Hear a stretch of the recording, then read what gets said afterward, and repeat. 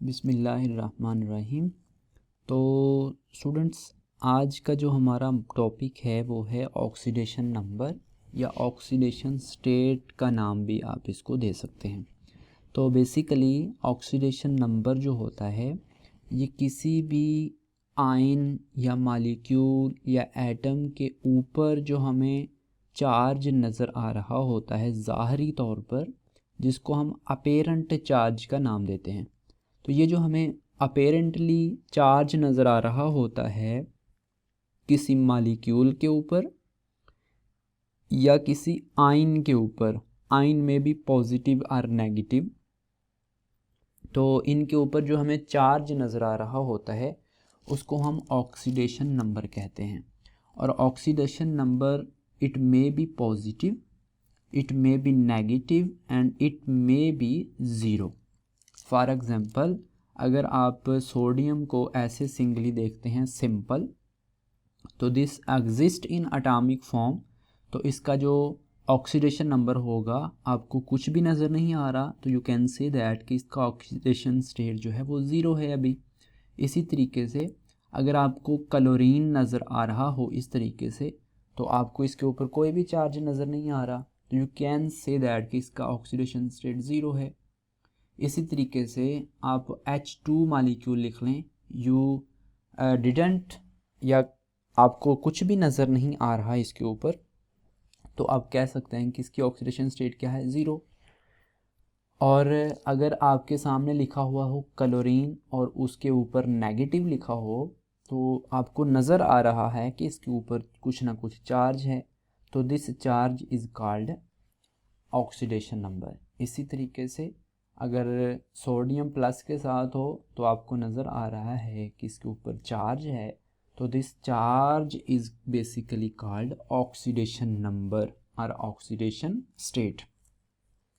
तो there are different rules to assign the oxidation number या oxidation state. Different types के rule हैं किसी भी एलिमेंट, आयन या मॉलिक्यूल को असाइन करने के ऑक्सीडेशन नंबर। सबसे पहले हम इनको वन बाय वन डिस्कस करेंगे। सबसे पहली बात है the oxidation number of all the elements in the free state. अब फ्री स्टेट को समझना है तो इनका सभी का जो ऑक्सीडेशन स्टेट होगा वो ज़ीरो होगा।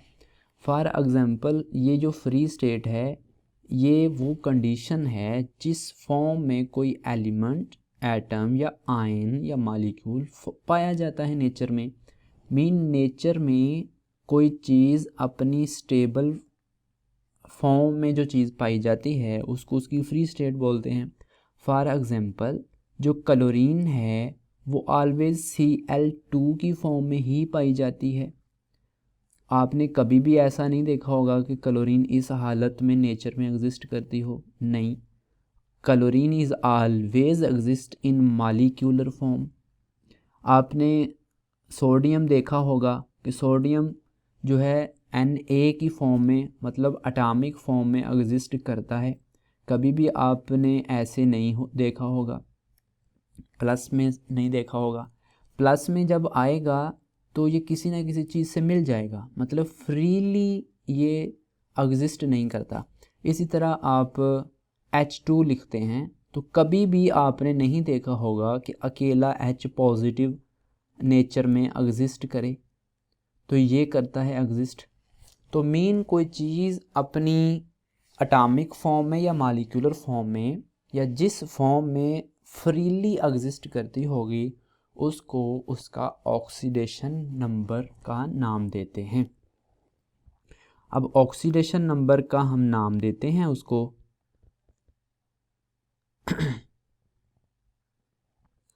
और उसके बाद यहाँ पे एग्जांपल के तौर पे भी चीज़ें कोट की हुई हैं कि हाइड्रोजन का भी ज़ीरो है, सोडियम का उसी तरह ज़ीरो है, मैग्नीशियम भी आपने चेक किया होगा कि Mg एटॉमिक फॉर्म में एग्जिस्ट करता है। इसी तरीके से कभी भी आपने हीलियम 2 की फॉर्म में नहीं देखा होगा, ऑलवेज़ हीलियम एटॉमिक फॉर्म में एग्जिस्ट करता है। नियॉन एटॉमिक फॉर्म में एग्जिस्ट करता है, तो इनकी ऑक्सीडेशन स्टेट क्या होगी, ज़ीरो। जो भी चीज़ फ्रीली स्टेट में एग्जिस्ट करेगी उसकी ऑक्सीडेशन स्टेट ज़ीरो होगी। फॉर एग्ज़ाम्पल, वाटर का एक मॉलिक्यूल है, तो वाटर इस फॉर्म में एग्जिस्ट करता है, तो इस फॉर्म में इसकी ऑक्सीडेशन स्टेट क्या होगी, 0।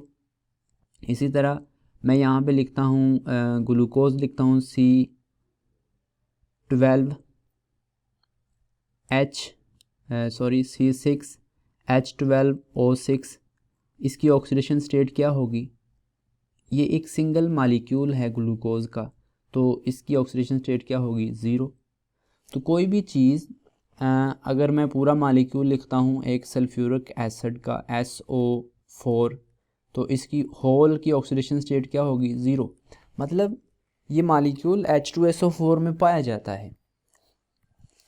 जब हम किसी इंडिविजुअल एलिमेंट की बात करेंगे तो नो डाउट उस वक्त उसकी ऑक्सीडेशन स्टेट कोई ना कोई होगी, लेकिन as a whole free state में जो चीज़ पाई जाती है उसका ऑक्सीडेशन स्टेट 0 होता है। उसके बाद सेकंड नंबर पे है the oxidation number of an ion consisting of a single element is the same as the charge on the ion। अब देखें मुख्तलिफ़ चीज़ें जो हैं जो आयनिक फॉर्म में पाई जाती हैं, तो उनके ऊपर जो चार्ज होगा वो उसकी ऑक्सीडेशन स्टेट होगी। यहाँ पे एग्जांपल के तौर पर पोटाशियम +1 है, आयनिक फॉर्म में है, तो इसकी ऑक्सीडेशन स्टेट क्या होगी, आप देख के बता सकते हैं कि इसके ऊपर +1 चार्ज है। कैल्शियम +2 है, एलुमिनियम +3 है। इसी तरह आप इन चीज़ों को देख के, फॉर एग्ज़ाम्पल जो फर्स्ट ग्रुप है हमारे पीरियोडिक टेबल में, जो फर्स्ट ग्रुप है उन सभी की ऑक्सीडेशन स्टेट क्या होगी, +1 होगी। इसी तरह जो सेकंड ग्रुप के एलिमेंट हैं या एटम हैं उनकी ऑक्सीडेशन स्टेट क्या होगी, +2 होगी। इसी तरह जो थर्ड वाले होंगे थर्ड ग्रुप के, उनकी +3 होगी।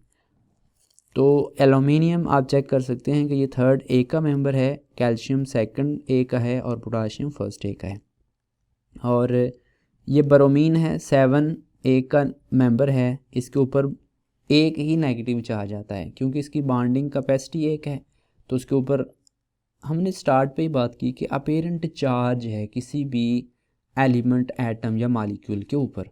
तो सल्फ़र या ऑक्सीजन की बात हम करते हैं तो ऐसे लिखा हो, इसके ऊपर चार्ज कितना है, इसकी ऑक्सीडेशन स्टेट क्या होगी, -2 होगी ऑक्सीजन एटम की।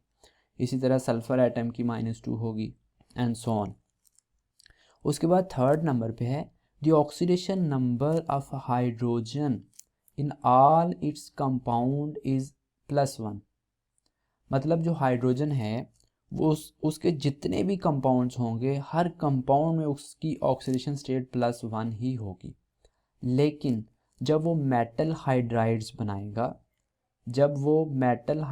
बनाएगा तो उस वक्त उसकी ऑक्सीडेशन स्टेट माइनस में आएगी। फॉर एग्ज़ाम्पल ये आप चेक कर सकते हैं, एग्जांपल के तौर पर सोडियम ये मेटल के साथ मिला हुआ है, NaH मेटल हाइड्राइड है।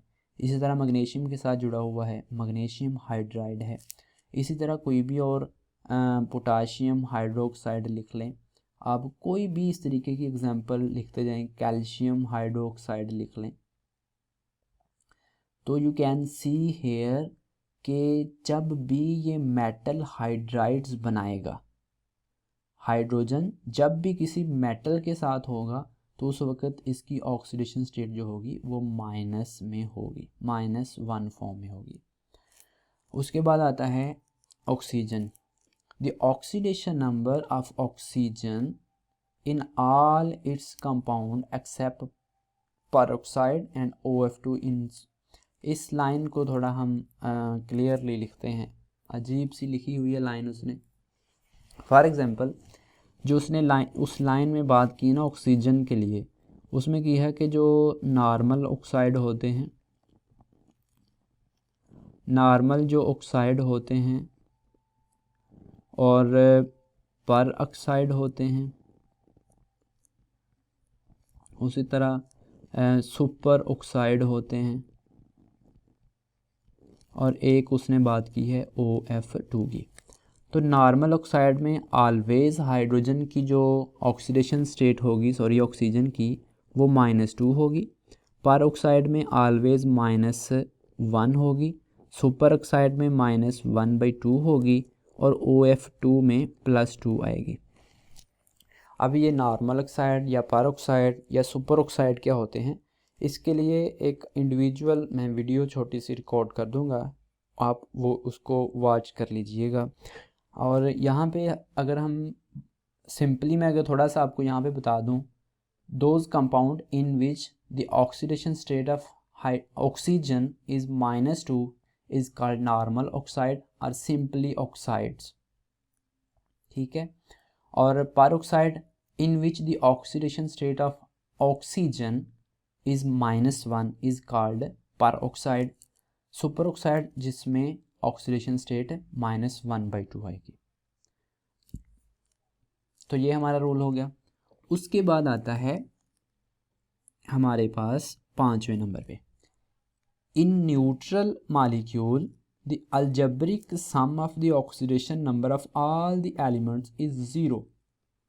देखें, लेट्स से कोई न्यूट्रल मॉलिक्यूल लेता है, अगर हम ये न्यूट्रल मॉलिक्यूल लिखते हैं वाटर, तो देखें इसकी बात उसने की है कि अगर आप इन सभी जितने भी कोई मॉलिक्यूल जितने भी एटम से मिलके बना हुआ है उन सब के सम, उनके सब की जो ऑक्सीडेशन नंबर होगी उसका जब आप सम करेंगे तो वो इक्वल टू 0 होएगा।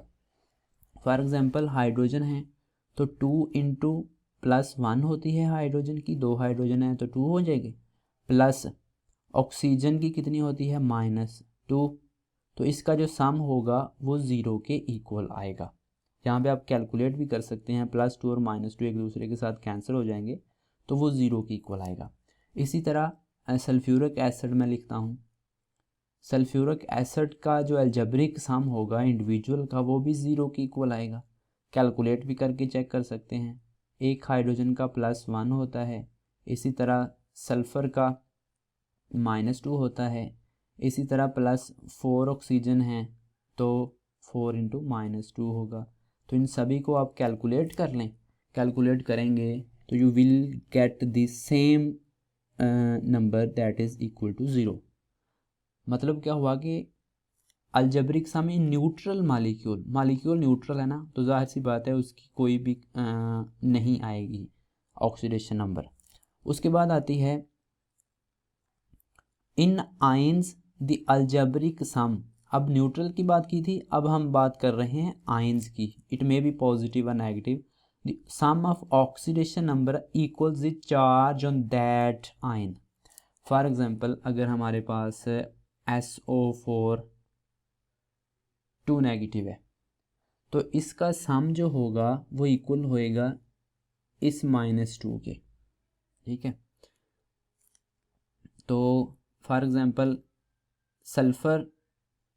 सल्फ़र का अगर हम कैलकुलेट करना चाहते हैं, इसको हम एग्जांपल की हेल्प से समझने की कोशिश करते हैं। This is the example to understand that rule. ये हमारे पास है SO4 2 नेगेटिव। तो उसने बात किया कि ये आयन्स हैं, आयन है ये एक, और इस वक्त इसका जो अलजेब्रिक सम होगा वो किसके इक्वल होगा, इस आयन के ऊपर जितना चार्ज है। तो क्या कैसे कैलकुलेट करेंगे, अगर हम चाहते हैं calculate the oxidation state of sulphur, एक ही हमने कैलकुलेट करनी है सल्फ़र की, तो कैसे करेंगे, 4 ऑक्सीजन है इंटू -2 इज़ इक्वल टू -2। तो सल्फ़र की कितनी आ जाएगी, ये माइनस है इधर तो उधर जाके +8 होगा, तो +8 से -2 हम करेंगे तो +6 आ जाएगी। तो ऑक्सीडेशन स्टेट ऑफ